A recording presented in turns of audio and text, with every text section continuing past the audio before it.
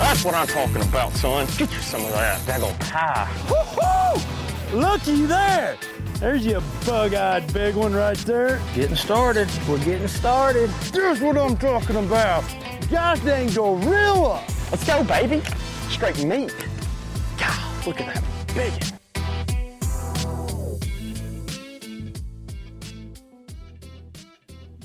All right, guys, welcome into the show. This is your host, Big Ed. And, last time we had John Cruz on, and he was talking about the Bassmasters Classic. He was talking about some of his special techniques and his ways he gets there and how he does it and how he stays up there. Well, this week I decided to go out and get a guy named Sheron Brown. And Sheron is out of Massachusetts, and he is fishing on the open circuit, and he's trying to make it up there to the elites. He's trying to make it up there and make it into the Bassmasters Classic one of these days. So I'll tell you what, listen to his story. I think you're really going to like it. Listen to some of his really good techniques and the way it is. So kick back, and let's enjoy the show. Let's get this thing started. All right, everybody. Hey, welcome into the BAM Pod. I'm your host, Big Ed. And let me tell you, tonight we got another great guest on. We're going up to the New England area. I was out there at a show and I met this gentleman, and he's fishing the Northern Division of the Bassmaster Opens, and his name is Sheron Brown. Some of you know him, some of you don't. Get to know him tonight, because I'll tell you what, he's got some great information. He's got some good things. So Sheron, welcome in, man. Thanks for coming on. Hey, thanks a lot for having me, man. I really appreciate the opportunity. Looking to drop some jewels, drop some knowledge for the folks that are listening. To expand myself, my brand, and let everybody know that I'm trying to come in and bang my way into the Elite Series, man. So let's get this party started. Well, let's talk about it, because that sounds like a great plan. I know a lot of guys are out there trying to go down that path, and this is, just when we start talking about this, I really love to talk about some of the ways that we're gonna be catching fish here soon. We're really kind of getting out of net, I'm going to say that again. A lot of the country is starting to get out of the cold and into the warmer weather, and into the spawn's going to be coming on pretty quick. And, I know being up in New England, you're still a little colder. I have some insight on that up there, and it's still cold. You guys still have, some ice on the water here and there.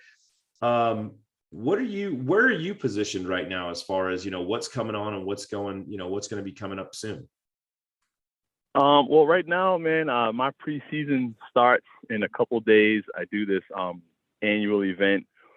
Basically, it's biannual, and I hook up with these just another bass fishing group called Down to Fish. The guy's name is Mike Duckworth. Give him a shout, look him up. But they're doing a lot of good things. We get together. SQV Fishing is my brand, my name. We collaborate, and we like to see who can catch these fish during the cold water. So we do this ice out and cold water challenge every year. We try to get a tournament generally in the month of March, right when the ice is melting in New England, and then we try to get a tournament like as late in November as possible, when right before the ice starts to set in. Because those can be some tough times and challenging times, but they can also be very rewarding. A lot of big fish are moving up to get ready to spawn during ice out, and a lot of fish are fattening up, getting ready for the winter in the fall. So it could be feast or famine, but someone always feasts and someone always wins a nice little chunk of change. Nice. So that's what's going on here. Fun. What was that? So that sounds super fun right there. I mean, that is tough times to do that. I don't get to deal with a lot of that here in California. We have the colder weather, but we don't have, cold to us is 40. So yeah, over here, like I said, ice is starting to melt depending on where you're at. New England, the Northeast is a funny type of area. The closer you are towards the ocean, the Eastern Seaboard, the less likely you actually have ice, and the shorter your ice fishing season really is. In some parts of the Eastern Seaboard, there's no ice at all once you get like Maryland and up. But inland, where I live 35 minutes west of Boston, so I'm in central Massachusetts. And I'm like an hour and a half from New York. I'm an hour from New Hampshire, an hour from Vermont, an hour from Connecticut, an hour from Rhode Island, depending on what direction I go. So in March, I can go west and actually ice fish if I want to, or I can go north in the northern part of New Hampshire or Vermont or Maine and ice fish. But I don't ice fish, so I go the exact opposite. I travel towards the Cape Cod area, where there's no ice down there, and the water temperature is already in the 40s and the fish are shallow and they're starting to bite. So depending on where you're at in central New England, you can either start your season earlier or you can extend your ice fishing depending on what's going on. So what you're basically saying is right now, if you're looking to fish open water, you're looking to get up there and maybe start getting to the bite a little bit better. You want to head towards the coast, get into some of the lakes up there, and there's going to be, a good bite starting here soon. Exactly. Another good thing up here is, we have a lot of natural lakes. The fish bite very well in cold fronts and during the colder temperatures of the water. So you're not waiting for that activity to really kick in the higher temperatures that you see in like the Midwestern part of the country or the southern part of the country or the western part of the country. Right up here, because fish bite through the ice, once that ice melts, if you're in the right location with the right presentation, you could have a heyday. You can really catch some good fish or catch some big fish. Now they don't feed often, right? So you're not gonna go to the same area and catch a lot of fish, each day for a week straight, but you can catch some flurries and really get a trophy, So me, this is when I like to sharpen my game, get myself ready. And I'm one of the earlier birds. I'm a diehard. So I'm one of the earlier guys to start catching fish up in New England. We had a warm front towards the end of the year and the beginning of the new year. So I was on the water Christmas, New Year's Eve, New Year's Day, the day after New Year. So I got to get some really early presentations in, which kind of helps with some of the things I like to talk about this time of year before I get ready for the Bassmaster Opens. My first event is next April. Well, this April coming up in a couple of weeks, I'll be down on the James River in Richmond, Virginia. So just getting everything ready. The preseason starts, got a couple events before then and going to do a couple seminars and then jump right into it. So now, you're talking about going down to Virginia, and it's not a long distance. It is and it isn't. How far off is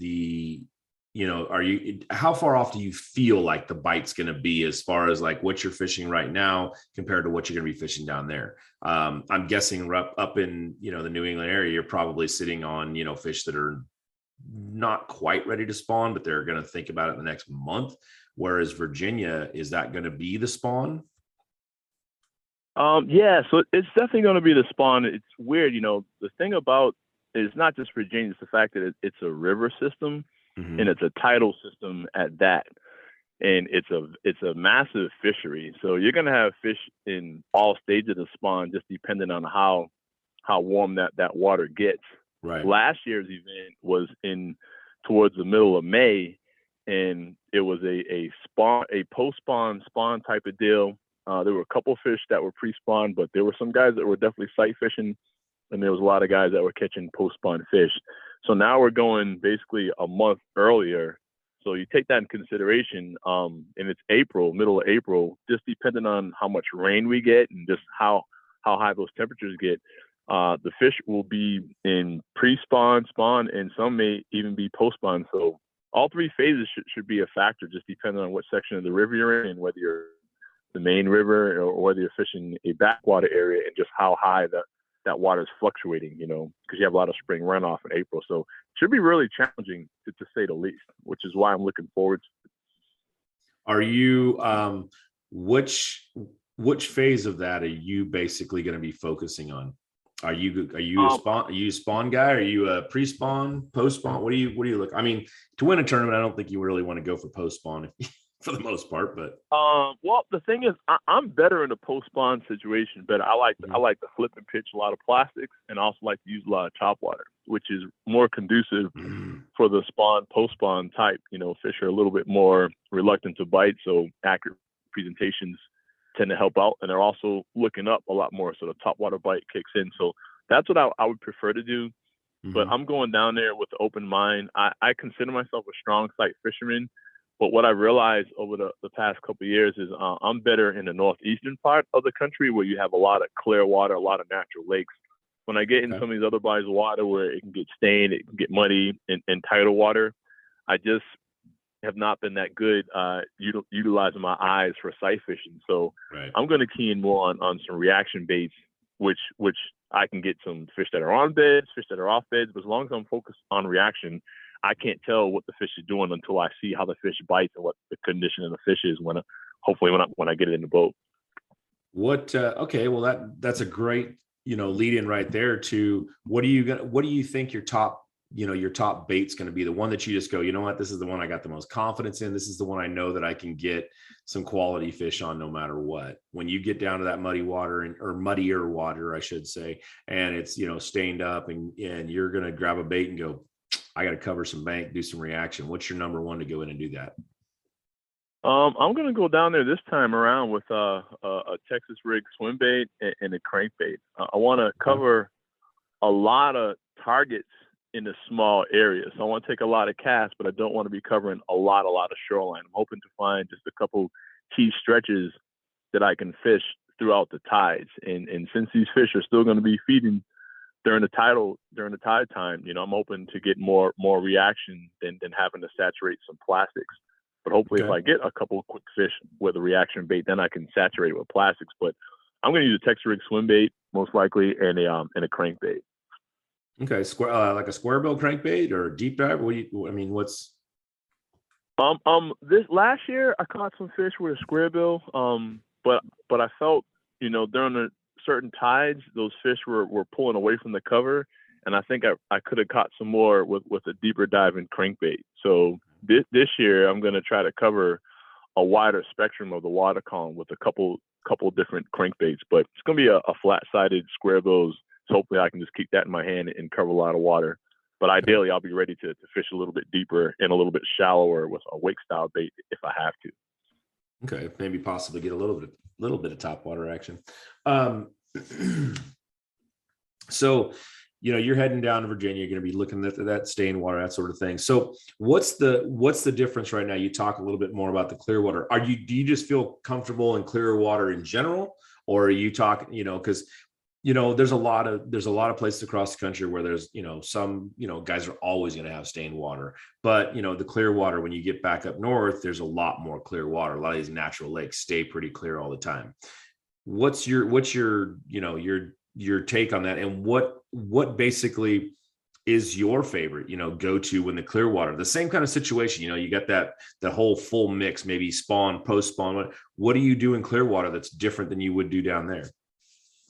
Well, in clear water I can fish deeper, because those fish are going to spawn as deep as the light's going to penetrate. So in clear water, that light penetrates a little bit deeper, and you can kind of get off the bank a little bit and catch some fish that are early spawners or late spawners and kind of get away from some of the community holes.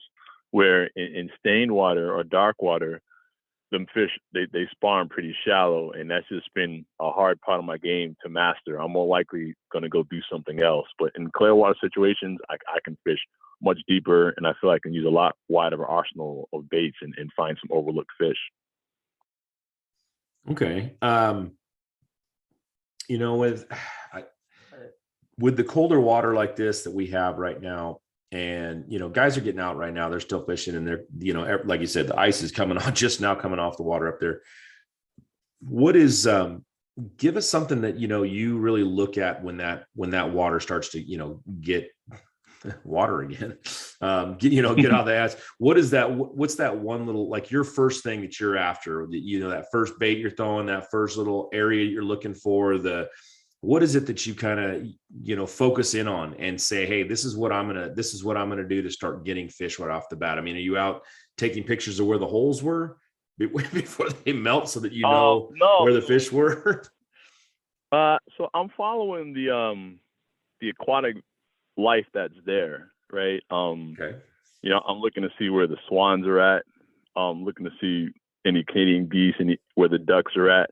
Because I mean, let's face it, they're trying to find something to eat all the time, and they're going to be in protected areas where there's some early emergent grass starting to grow. You may not see it visible to the eye, but right. You get around these birds, you'll see the water's turned up pretty good, and when you stop pulling up some of that vegetation, you'll see there's green stalks, green leaves already on the brown vegetation. So they always tell me, where the most oxygenated, the densest grass is at.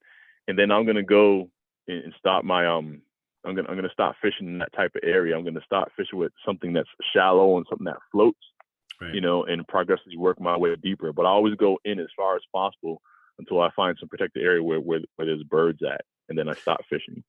That's really interesting. I mean, we always think about it. People say, oh, look for the birds because that's where the bait's at, that sort of thing. But that's a really good point right there, to start looking for the birds so you know where the best grass is, because that's what they want. They don't want the old nasty, ugly, messed up grass. They want that new, fresh, I guess good tasting grass. Yeah, exactly. And it's funny because they'll change up, they'll move around, but it holds true all the time. They're not concerned with the elements or wind or whatever. They're gonna go right where they can eat at. Now, when they seek shelter, I'll notice that too. They'll tell me where the more wind protected areas are at. But Mhm. more than likely, I'm looking at the birds to see where the grass is at. It's 100% effective. Right.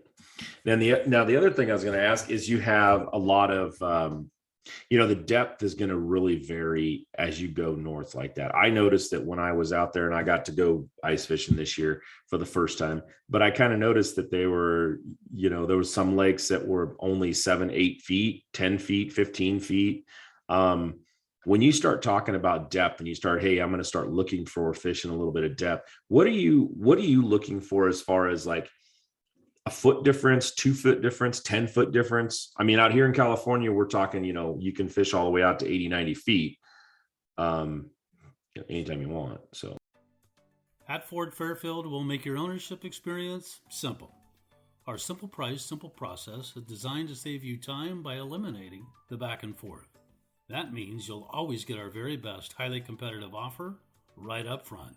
No games, no gimmicks. Our goal? To provide you with an exceptional experience. Stop by or book your appointment today. Ford Fairfield, simple price, simple process. Yeah, it was real challenging for a while, especially reading magazines and looking at periodicals and books and stuff. And a lot of anglers refer to, following that creek channel and looking at structure off the creek channel, and then finding cover on that in depth. But up here in the Northeast and in New England, everything's natural, right? We don't have many man-made bodies of water at all, let alone creek channels. Like, you might find a ditch or two, right. Or you might be in a flooded river where you'll see creeks, but in the lakes and ponds, we don't really have that.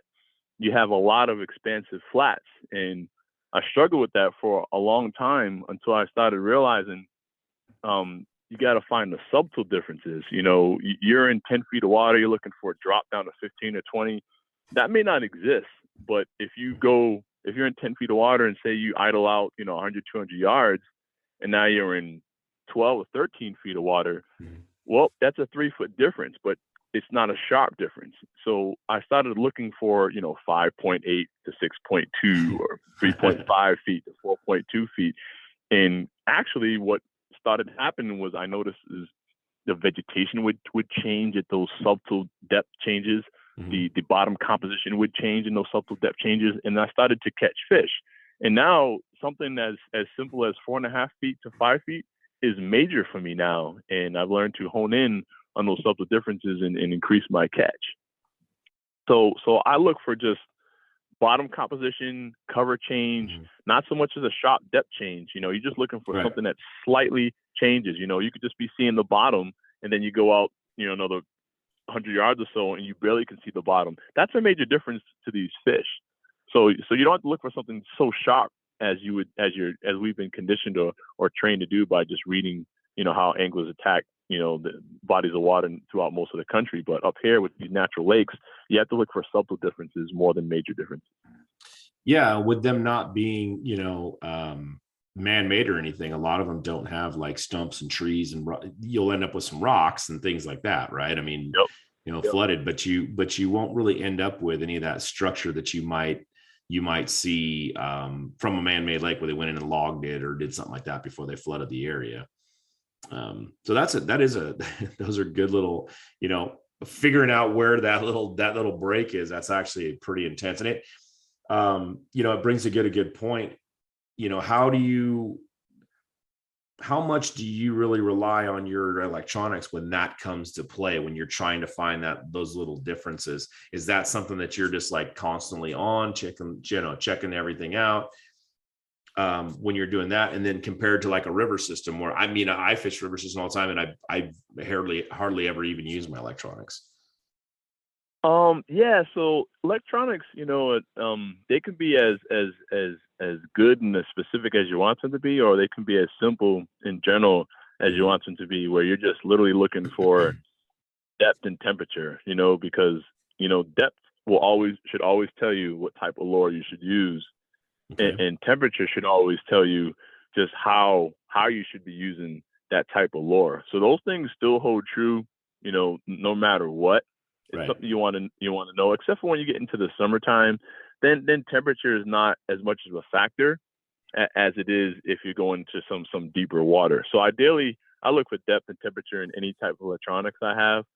And my biggest game changer the last few years was just being able to utilize some type of 360 technology. I've never been big into just seeing fish. I kind of know that if I have this kind of cover in this kind of depth, then it's going to hold some fish. Now fast forward with forward facing sonar. Now I can look and get my confidence up even higher because I may see some fish around, but at the same time, I was realizing I was leaving fishable water just because I didn't see any fish in my forward facing sonar. And then, someone may come behind me or someone gets there after me and, or I go at a later time and I catch fish, even though I never got the actual visual confidence that you would get when you have forward facing sonar. So I've learned to use my electronics to still tell me cover depth and water temperature, at least up until the fish spawn, is how I'll use electronics, and you can get that with any type of electronics out there in the market today. Right. Yeah, that's good. I mean, that's kind of what I look with people, because it's one of those things, some of the audience out here, not everybody can go out and afford to look up, they watch a guy on TV and he's rolling around with, 5 different graphs on there and he's got this thing and he's got that. And, it's not easy to do. That's, somebody sitting there with, close to 10 grand worth of, electronics on there. And, the guy that's getting out every 2 weeks or whatever, or 3 weeks to go fishing. And he's out there going, God, do I really need this? Do I really need that? Or what can I do to do it? I honestly like to talk to that guy, because or that person, I say guy, but that person, because I think that they should understand that, you can have minimal electronics and still do well. And this is how we kind of talk about, this is how I like to talk about that is, get out there, use what you have, like you just talked about. Know what your water temperature is, know what your depth is, know what your, if you do have changes and things like that. Those are the most important things you should know, more than just, hey, are there fish here or not fish there? Because it's a cone, it's underneath your boat. You're going to see, you only see what's in that cone. And if you're casting, you're casting forward, then, you don't see it. You can develop a lot of tunnel vision, just by looking at your electronics, because that screen is still only so big. Right. Your eyes are still going to tell you so much more, because you can see so much more, you can hear so much more, and you can sense more. Electronics don't sense anything. They just show you what's beneath, what around, but your senses can tell you something. Right.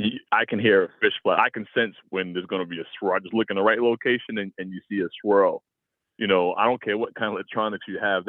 They're not going to show you a swirl on the water. You know what I mean? They might show you what caused the swirl, but you'll see that swirl a lot faster, with your eyes than if you use your electronics. And what people anglers in general have to understand too is, you can go from 0 to hero. You can go from not having any fish finders to having 3 fish finders, but that's a lot of processing. You only have 2 eyes, right? So you're looking at 3 screens, mm-hmm. And you're taking 3 different sources of information into consideration, and then you're mixing that with your own experience. So there's a lot of processing that's going on in a boat aside from fishing, and you got to take that in consideration. You have to give yourself time to understand and learn how to process that information aside from fishing. You really can't mix the two. If you're trying to learn your electronics, you got to look at your electronics. If you're trying to learn how a rattle trap works, where you're going to cast that thing out, you close your eyes and learn how that rattle trap works by just feeling it. So guys have to really pick their learning curve and then go out and try to accomplish that learning curve without trying to do multiple things. Don't be the guy that's out there trying to catch fish, trying to learn his 3 electronics, and trying to figure out how this new $5, $10, $20, $50 bait is working in the water. That's just too much going on. That's going to equal a skunk, going to make you a little frustrated. So if you can just slow down your learning curve in particular and pick a day on the water to do one thing or 1/3 of those things at a time, you'll increase your skill set exponentially because you're taking the time to really master something before you go to the next thing. Right. So that's kind of my advice to anyone getting started out there. Don't get me wrong, it's great to have the latest and greatest, but you still have to take the time and sacrifice catching, winding, all these things to learn little features of your boat. I'll give you an example.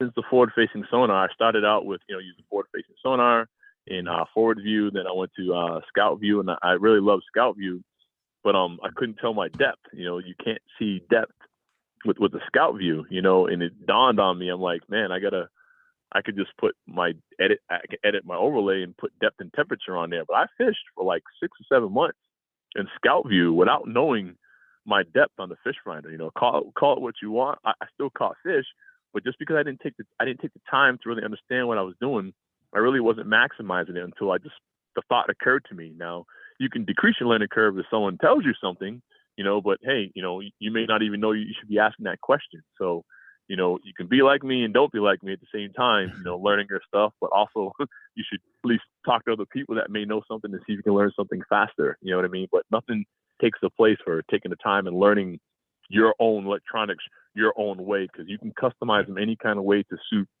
your style of fishing. And that's something that kind of leads me into something that we started in kind of the pre-interview thing here. And I'm asking him, what's his favorite bait? What's he do? That sort of thing. And, I don't really have a favorite bait. I just go out and I catch big fish. So let's talk about that a little bit. And what is your deal to, if you're going to focus and you're going to try to catch big fish, what is it that you're changing up and what are you doing differently than if you're just out there fishing and trying to catch fish in general? Is there something that you, is it a bait you're talking about that, I throw a lot of big baits, or I throw a lot of this, or I do that, or I, focus on that? Or is it position, area? What is it that leads you down that path of catching a better fish than maybe the average guy out there? Tired of searching through ads to find bass articles in your favorite fishing magazine? Well, we have a solution for that. Introducing Bass Angler Magazine, with over 30 articles in every issue, filled with tips and techniques to help you catch more fish. Follow the pros as they publish the most up-to-date seasonal methods to catching bigger bass. Whether you're a beginner or professional angler, make Bass Angler Magazine part of your gear today. Be a part of the fastest growing bass publication in the nation. Log on to bassanglermag.com with code TV and save 20% when you subscribe now. A lot of it has been a mindset. There's always been the expectation that I'm going to catch this big fish. It's never been lure specific. I learned that a long time ago. I used to go fishing. I'm from the city. I'm from Worcester, Mass. Grew up in the projects and moved out to the suburbs. My mom got a job, a better job for me to give me a better education and stuff. And so I was kind of like a have-not growing up, didn't have much. But when I got out to the suburbs, some of the kids I met in school, whatever, through playing basketball or riding a skateboard, whatever, some of them fished. But I had one kid, and he always gave me his crappiest lure. He gave me a lure like it was a hula bug. It would have no skirt on it, or it have a rusty hook. But he always gave me his garbage lures, right? But I always caught a good or big fish with his most garbage lure, his horrible lure. I always caught a good one, and I realized I was just so excited to use this fishing lure and go fishing that it was mind over matter. You know what I mean? And I would just catch a decent fish. It wasn't until I started tournament fishing and I realized, like, man, I would struggle all day. I wouldn't catch a limit, but I would win lunker. I catch the biggest fish. So I started trying to think about, like, what am I doing that's differently? And I read a lot of books. I read Bill Murphy's book, In Pursuit of Giant Bass. Hope I didn't butcher the title. I think it's In Pursuit of Giant Bass. I read Doug Hannon's books. I met Doug Hannon, so I did a lot of just studying and reading up on just big fish. I did a lot of reading in fisherman books, all their largemouth and smallmouth books, all their different chapters, man. I used to watch those guys and read about those guys all the time. So I was a real big time student of the game. But one thing I learned was you kind of got to get out there. You got to go fishing more often than the other guy. You kind of got to go when you can go. I'll drive an hour to fish an hour. I mean, I literally will, because I know exactly what I'm going to do, how I'm going to do it. I just don't know what the results are, but I'm willing to take that chance, Right. So I've never been partial to the bait. I catch a lot of big fish during the spawn with really, really tiny baits. During the summertime, I've caught some pretty big fish with frogs in topwater. But the most exciting time that I always think I'm going to catch a big fish is when I'm using a jig or some kind of creature bait, because then I'm putting it into some place where like only a big, large bass is going to be sitting down in there, you know what I mean, or a big catfish. So I try to make that extra cast that I think the other anglers don't. And I'm also always trying to be prepared for that big fish. Like, I'll fight a small fish like it's a big fish. Now, I'm not going to freak out, nothing wrong with that. I'm not getting too excited when I don't know the size of the fish is on there. You know what I mean? I kind of know when it's going to happen, but I still fight every fish like it's a big fish. And I think because I do that, I have a higher landing percentage, I think, than the average angler with big fish, because I'm always practicing for that big fish moment. Like this time of year, I'll catch a lot of fish with just one hook in their mouth, man. But I expect, just using like a jerkbait, I just catch a lot of fish with one hook in their mouth. But I'm expecting one hook to be in that fish's mouth way before I see that fish. So when I see that fish and it's got one hook in its mouth, the panic meter doesn't go up. I'm cool, I'm calm. I just know what to do, So I very rarely have a big fish story. I very rarely lose them. I mean, we all lose some fish, and then it happens. You know what I mean? I can usually count them on my hand. You never know what's going to happen. But I think the more prepared you are mentally, the more you're thinking like, okay, I'm going to get a big fish bite. I'm going to be ready. I think you have a better chance of success in landing it. And I think I've honed that down over the years. My nickname is the Lunker Man. I've caught a lot of big fish in local tournaments. It just tends to happen, man. And every now and then I still back it up by catching the biggest fish somewhere, so hopefully it keeps going. I've talked to a couple of the other top pros out here in the country, well, quite a few, but almost consistently, I know that most of the fish you're fishing for back there, either smallmouth or largemouth. I don't think you guys really have a spotted bass population that's to talk about. And almost every one of them tells me if I'm looking for the biggest fish or I'm looking for whatever, it's either a very good piece of structure or it's shallow. And most of the time it's both. Do you really fall into that too, that you fish a lot of like really shallow water looking for that bigger fish because you feel like that's where they're going to feed? Yeah, I like to get in position to do that, because to me that's definitely more hunting. Like, I very rarely catch a big fish randomly. Like, I'm just out casting, covering water, using something. It often doesn't go down like that. Usually I have a couple fish in the boat, or it's like halftime, meaning like, 4 hours has gone out of an 8-hour day. Usually there's something that triggers in my mind, like, okay, pick up this bait and approach the water this way. Mm-hmm. And if you do it early enough in your day, you might get a shot at a big fish. Okay. You know what I mean? And lately it's been a swim jig. I've been using a lot more swim jigs, and I've gotten some decent size fish with a swim jig. I used to get a lot of big fish, skipping up under docks, but I kind of got away from that because it just seems that it's kind of been overworked, lately. Right. You know what I mean? But usually I'll pick up some kind of Texas rig plastic, something that I can dunk or pitch.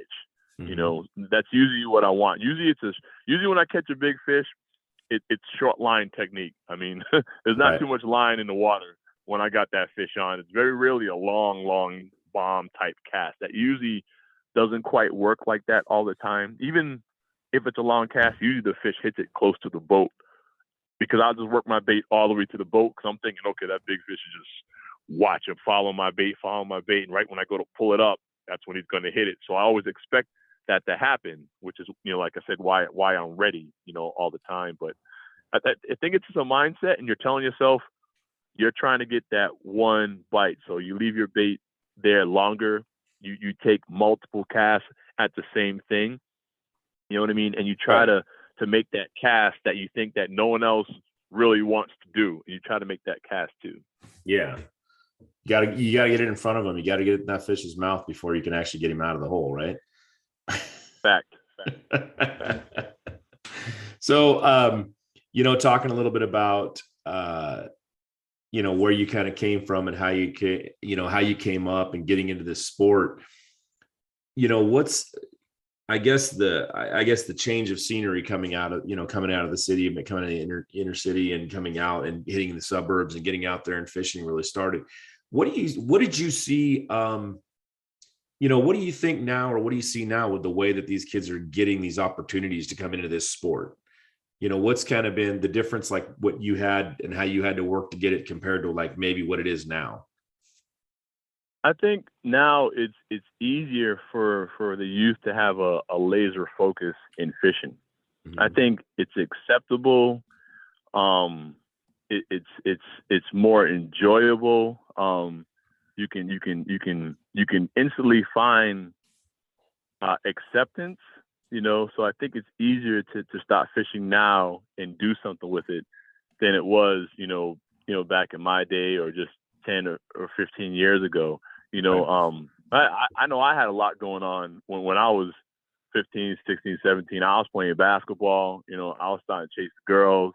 I was riding a skateboard. I was lake jumping with a BMX bike, but I was always fishing too. Like, I don't even know how I slept, man. Like, to this day, I catch so many more fish in the afternoon than I do in the morning. And I think it's because I was up all night wilding out, partying. And then I would get up and go in that tournament and be half asleep for the first few hours, then kick in around 11 o'clock and I would still, cash check or catch a big fish. But I really think it's just because my internal clock was just off like that because I was out. Where I think a lot of kids I see now, man, they're all looking at their phone. They all still play games, but they're fishing more. They're like, listen, I don't want to hang out. I don't want to do this. I just want to go. I want to go hop in this boat. I want to go learn how to use this lure. I just want to dial into this. And then they're asking more questions, and they're not afraid to put themselves out there. You know what I mean? They're not afraid to ask. And if you happen to be one of the guys that answer those questions, they'll ask you more. You know what I mean? They really, really want to learn. They don't want to steal your style. They just want to learn and bring their own style to the game. So I think because because fishing has so many avenues right now, online tournaments, crawdad tournaments, kayak tournaments, shore tournaments, co-anglers, draw trails, team trails, father-sons. You have so many ways to develop that bug, that competitive bug, that it's hard for you to get bored if you really want to fish. There's always something to do, something to learn. So I think kids that discover that in the outdoors early, they're hooked for a longer time. And you even see it with the businesses out there. The businesses know that, hey, if I sell this product to this kid at 16, 17, he might buy my product for the next 5, 6, 7 years or for life. And they've picked on to that too. So they've developed programs to target these kids. And then the parents are like, hey, man, little Johnny doesn't want to be in his room, playing Fortnite. He wants to go fish till 6 o'clock at night. So I'm with it. I'm going to buy him a crawdad boat. I'm going to drop him off whenever he wants to, So the parents are like, great, this is awesome. He's hooked on fishing and not drugs. You know what I mean? The tug is his drug. So parents are real supportive because it's cheap initially at the young age because these kids just want to fish. Right. You know what I mean? They can't drive, so not really looking to get a truck and a bass boat. Obviously, once they decide to make that decision, they're 17, 18, and there's nothing wrong with having your family or your backing to support your passion, because you still got to get out there and fish. So I don't knock anybody's hustle if they're 19, 20, 21 or whatever. They got a truck in their boat and they're out there fishing. I don't knock anyone's hustle. However they get it, however you get that truck, however you get that boat, you still got to have a desire to go out and fish and be the best. You know what I mean? No one can do that part for you. You can look the look, but you can't walk the walk unless you're out there walking. So I feel the industry now is really, really catering, to that age bracket and giving them all these resources, which is one thing I want to segue into is Candlewood Fishing Camp. I'm going to give these guys a shout out there. Camp based at Lake Candlewood in in I think New Milford, Connecticut, and Jed Wilson is the director out there, and Chris Stratos. Those guys are really doing it big. They're bringing in like 45 kids a week over the course of the summer from all different walks of life throughout the country to fish and go play and jump in the water and learn outdoors and get some hands-on experience from local pros and regional pros and guys like myself that are fishing the open and trying to qualify for the elite. So organizations like that are now springing up where they're capitalizing and they're supporting, and encouraging these kids to go out there and get on the water and be all you can be in a fishing world. So there's a lot of opportunity there. Yeah, that's we need programs like that. We need. I've always looked at this. I look at it. I grew up that way. I was born. My grandmother used to take me up, put me on a lake, and just like drive away. Here's your alarm clock. I'll see you when you come. When this goes off, meet me at the road. Okay. And that was it. I was 12, 13, 14 years old, out in the middle of the woods by myself. You can. I don't know if you can do that anymore, but being in the outdoors, being in us, it just really changes who you are, changes your life, changes, I think it makes you better at everything else in your life. It just gives you that place to be where you can get away from it all. And like you say, seeing these kids come out and seeing the way that they are, I guess accepting it to where it is like, I guess for lack of terms, it's a cool thing to do now, being in, having the tournaments, fishing bass, fishing for, these things. Yep. It's a cool thing to do now. Guys are, kids are getting into it more. I don't want to say it's denting some of the other sports, but you're definitely seeing more kids that are maybe not as athletic or going, I'm not going to be able to play basketball, or I'm not going to play football or baseball. It's just not in me. But they go out and they go, I don't have to be a team guy necessarily to go out here and fish. And I can do it at my level, and I don't have to do 300 sit-ups a day to get there, to get that body. You're right. It's 99% mental, right? Mm-hmm. The physical part, physicality comes in when you're out there for long days or standing up or using a jerk bait all day, doing push-ups. I do a lot of push-ups. I do a lot of dips because I want to use that jerk bait as hard as possible, as long as possible. And my arms used to cramp up at the end of the day from doing a lot of casting and winding. So I learned to do exercise and stuff like that, but I was also an athlete.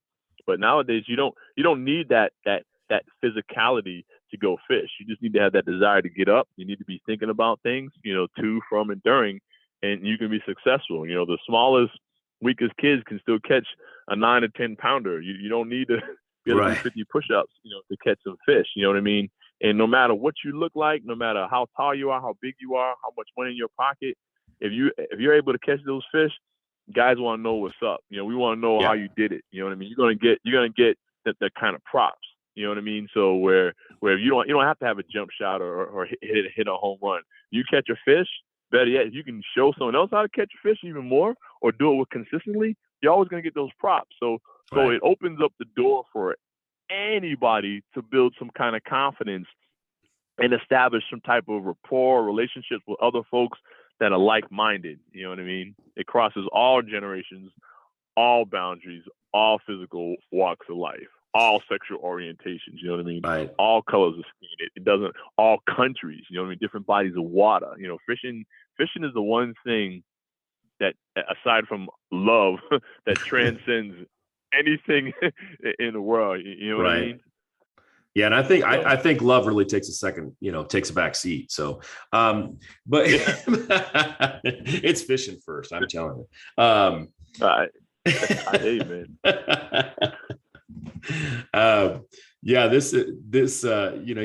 You start looking at that, and it's funny that you say that because it's so intriguing to me. Some days you go out there and you see some young kid coming up and he's out there fishing and he's doing well on a tournament circuit, or he's doing well now. And the amount of people that come out of the woodwork that are maybe 20 years older than him or 15 years older, it's like, oh God, I remember when he was a kid and I showed him a few things and now he's doing that. It always amazes me how those people come out of the woodwork and start, like you say, giving him his props and showing, oh yeah, I want to be associated with that up and coming, guy that this guy's like, yeah, I don't know. I think I remember fishing with that guy once, that sort of thing. It's true, man. They find their second childhood. You know what I mean? Yeah. They want to get some of that shine, and it's okay. You might have pointed me in one direction. Well, let's face it. days a week, the fish can do seven different things. You know what I mean? So even though you're pointing them in the right direction, tell them something to do, they still have to get up and figure it out. They still got to want to do it, and they still got to make the right decisions, and they still got to land the fish. Right. You know what I mean? Yeah. And that kind of leads me in, you're this is not your first year doing this, but this is going to be your rebirth into the sport right now. You said this year, and how, where did you kind of come in? We talked earlier about this, and just like, let's tell the people a little bit about who you are and what your background is. Cause guys, they just listen to you, give them some good stuff and some great information. It's like, let's tell them a little bit about who you are and what you are looking to do here. We've paired one of the most iconic hulls in the history of bass boats with a proven lineup of trusted accessories. We're bringing you best-in-class value and performance, leaving others in your wake. Turnkey value, turnkey performance. The Pantera 2 is an overachiever in the 19-foot category. Once you hit the throttle, you'll feel the rush, and there's no looking back. Well, I mean, I'm looking to get there, man. I'm looking to be a household name. I'm looking to expand my brand. I'm looking to just catch fish and show people how to fish and enjoy fishing with anybody and everybody. SKB fishing is it's all about family, fatherhood, fishing. You catch a big fish, I'm excited for you. You know what I mean? Mm-hmm. You show me how to catch a big fish, I'll show you how to catch a big fish. If I bring someone out and watch them catch fish, I get just excited. I have a genuine passion for the game. I've always had a genuine passion for the game. I'm hardly ever mad. I grew up angry being an underprivileged kid, so I'm never angry in the fishing world. Yeah, you get mad when you lose a fish or something like that, but I'm never angry. I just got a lot of positive energy. I've paid my dues, man. I came up through the club ranks. Mm-hmm. It took me 23 years to get my first bass boat. And I never looked back. I'm always trying to get better. I'm always trying to strive to get better, so I work in IT. I'm an IT guy, so I have an analytical problem solving type of mind. And I think that really helps me out in the fishing world. I think the fact that, I grew up not having things, I appreciate what I had, and I think the fact that, I grew up not happy, I found that fishing is really a true center of happiness. No matter what you're doing, you can find a way to smile when you're thinking fishing. You know what I mean? Yeah. So I just want to share my passion with whomever and whatever, wherever, all the time. And just fishing happens to be the God-given talent, the path that's been provided for me to try to pursue it. You know what I mean? And it's a long shot. It's not easy. You got to work your way up in the game, man. You got to be a salesman. You got to lose some sleep. You got to have relationships on hold. I've been blessed to be able to, have a wife that supports me, and I have 2 kids. I have a son and a daughter, and they're both all about the water, and they know daddy fishes. So my whole fabric has always been about fishing, and I started early. I didn't try to sneak that in on people. Growing up with my buddies, I used to rap and beatbox and break dance and all that stuff, but all my boys knew I still fish. They knew I was getting up and I was gonna go hit that water. If they didn't see me, chances are I was out in a boat or something like that. You know what I mean? So that's me in a nutshell. That's what I've always been. A chill IT guy. You know what I mean? Hip hopper. Street dude that loves fishing. Learn a little bit more about country and urban life.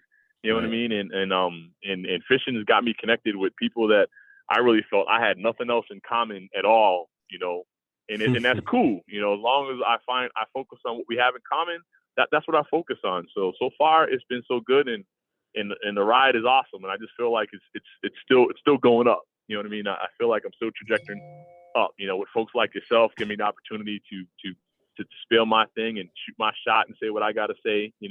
I'm really appreciative of it, and I'm starting to see more and more of those kind of opportunities. So I'm gonna make the most of it. That's awesome, man. I mean, for me, a lot of what you said right there has always rung true. I think, and I've said this before to people, I go, with fishing is, You can be standing there on a boat, or you can stand on the bank or whatever, and some guy walks up to you. You have no idea who they are, or some, lady or whatever, and they just walk up to you.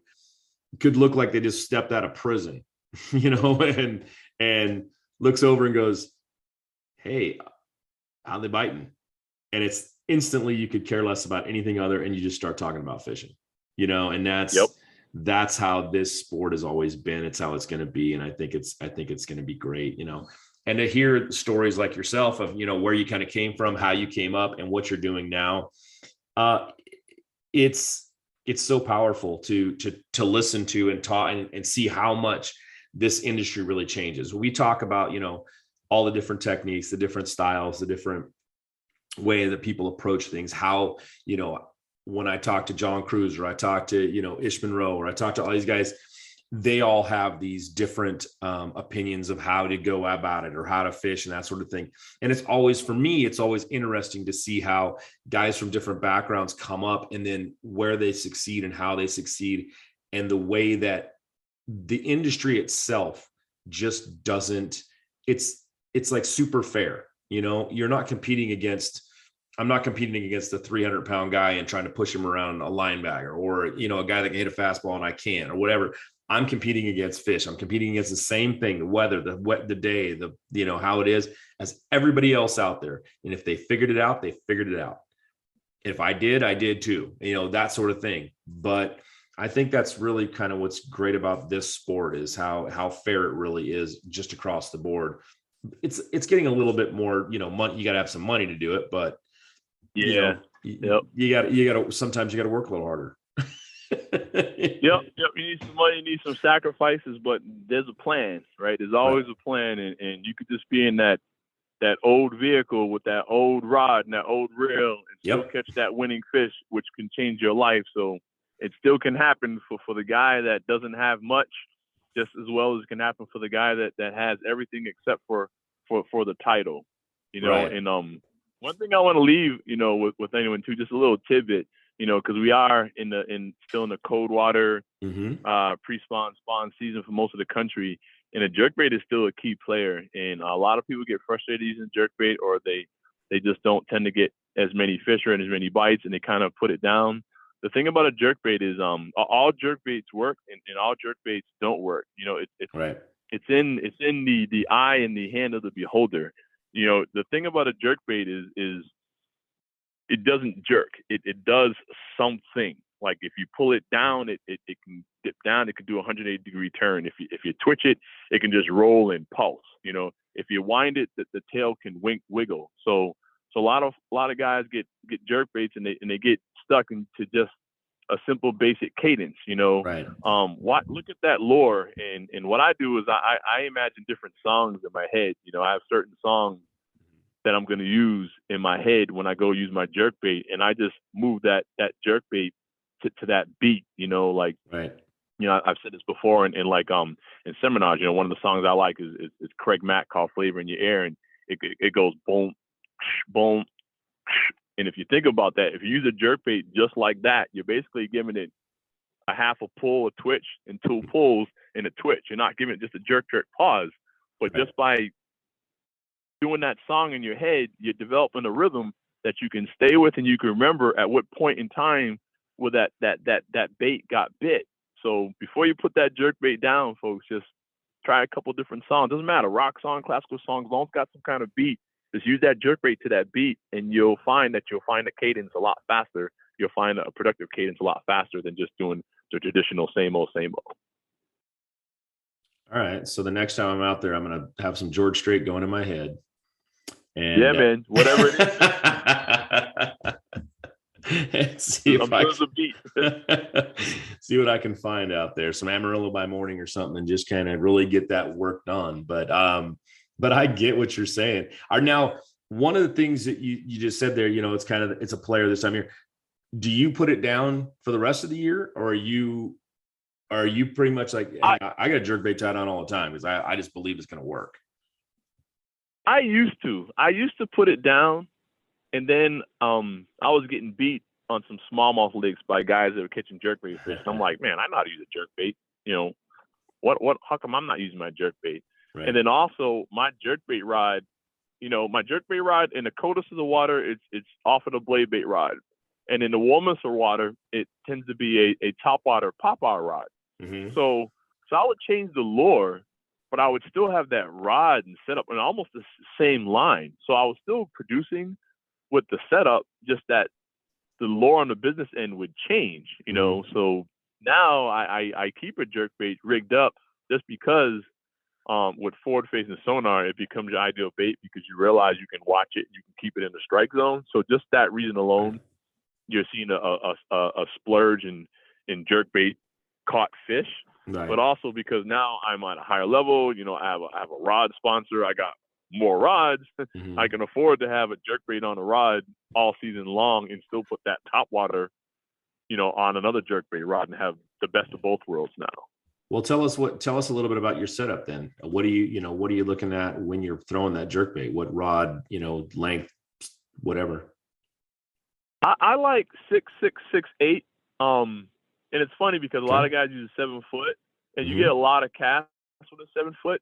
But I feel you can't get the same twitch action as you can with a 6 foot, 6.6, 6.8. What you can do with a 7 foot rod is you can, swing more fish into the boat with a 7 foot rod versus that 6.6, 6.8. Like that 6.6, 6.8 rod, man, more than likely it'll snap with a 3+ pounder. Just the design of the rod that can happen, So yeah.